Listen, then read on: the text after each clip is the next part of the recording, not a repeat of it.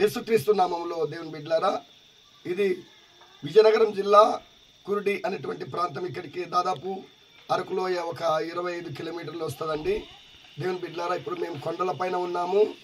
ఇక్కడ తారోడ్డుకు వెళ్ళాలంటే దాదాపు వచ్చి ఒక 15 కిలోమీటర్ల దూరము తారోడ్డుకు నడిచి వెళ్ళాలి. కింది నుంచి నడుచుకొని వచ్చాం ప్రియులారా. కాబట్టి 2023 సంవత్సరంలో నేను ఈ కురిడి అనేటువంటి ప్రాంతానికి వచ్చాను.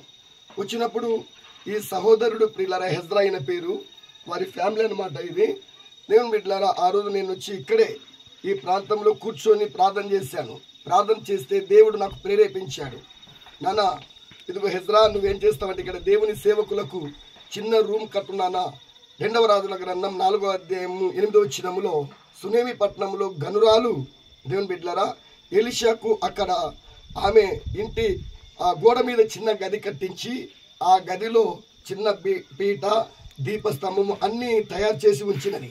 ఎలీషా ఆ ప్రాంతానికి వచ్చినప్పుడంతా ఆమె ఇంట్లో భోజనం చేయడానికి అక్కడ ఏర్పాటు చేసింది. దేవుని బిడ్డలారా, ఈరు కానీ హెజ్రా ఈ ఊరిలో దేవుని బిడ్డలారా ఆ సంఘము అయ్యగారు లేనప్పుడు, పాస్టర్ గారు జోసెఫ్ గారండి, ఈ ప్రాంతంలో జోసెఫ్ అయ్యగారు లేనప్పుడు ఈ యవనస్తుడు నడిపిస్తుంటాడు. ఆ రోజు నేను చెప్పిన మాటను బట్టి ఈరోజు దేవుని సేవకులకు ఇక్కడ చిన్న రూమ్ కట్టించాడు ప్రియులారా. చూడండి ఎంత చక్కగా ఉందో, ఎంత అందంగా దేవుడు ఇక్కడ ఈయన ద్వారా తయారు చేశాడు. చూడండి ఈ రూమ్ చూడండి ప్రియులారా, ఈ రూమ్లో మా కోసం ఏర్పాటు చేశారండి. ఇక్కడ చూడండి మేము ఇక్కడ చక్కగా ఉండడానికి ఇక్కడ మంచము ఇదంతా కానీ ఏర్పాటు చేశాడు. ఇక్కడే రాత్రి పడుకున్నామండి. మేము కింది నుంచి వచ్చాము, కింది నుంచి వచ్చి ఇక్కడ రాత్రి పడుకున్నాము. ఇక్కడ పడుకోవడానికి దేవుడు మంచి అవకాశం ఇచ్చాడు ప్రియులారా. ఆ యొక్క యవనస్తుడు చెప్పిన మాట విన్నారండి. దేవుని సేవకులకు మా ఇంటి పైన ఇక్కడ చిన్న రూమ్ కట్టాలని చెప్పి అనుకున్నాడు. ఈరోజు దేవుడు ఈయనను ప్రేరేపించి ఏర్పాటు చేశాడు. ఈ 2023 సంవత్సరంలో డిసెంబర్ నెల 23వ తారీఖులో ఈ ప్రాంతం మీటింగ్స్కి వచ్చాను కొండలో ఎక్కుకొని.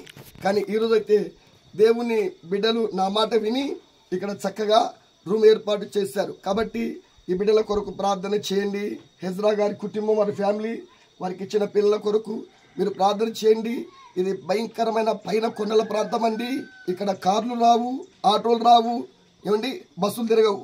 అలాంటి ప్రాంతంలో వీళ్ళు నివాసం చేస్తున్నారు. వీరి కొరకు మీరందరూ ప్రార్థన చేయండి. దేవుడు మిమ్మల్ని దీవించును గాక.